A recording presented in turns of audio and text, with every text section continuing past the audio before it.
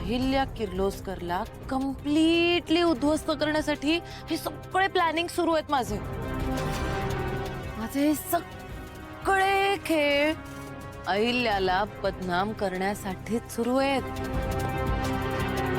पण प्रीत बेबी तुला पण मानलं पाहिजे.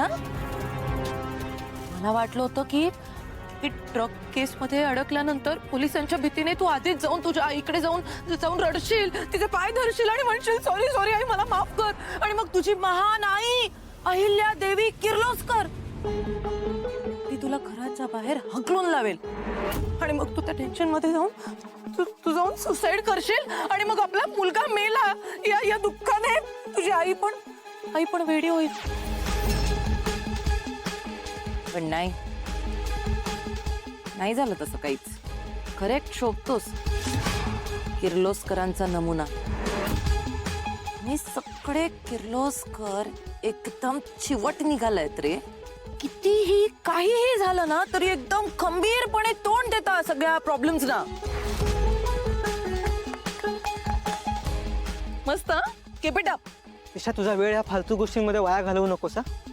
तू आम्हा किर्लोस्करांना कधीच हरवू शकत नाहीस. त्यामुळे हे जे काही ब्लॅकमेलिंग लावलंयस ना फालतूचं ते आधी बंद कर, कळलं?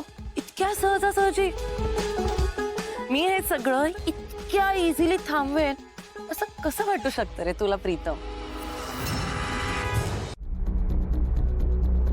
बरं असू दे, ये चल गाडीत बस मग बोलूया. नाही काय आहे असं भर चौकात तमाशा करणं बरं नाही ना दिसत.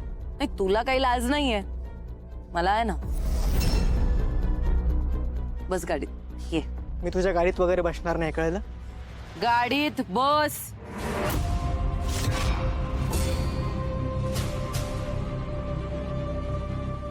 ए दार तुझा बाप लावणार आहे का?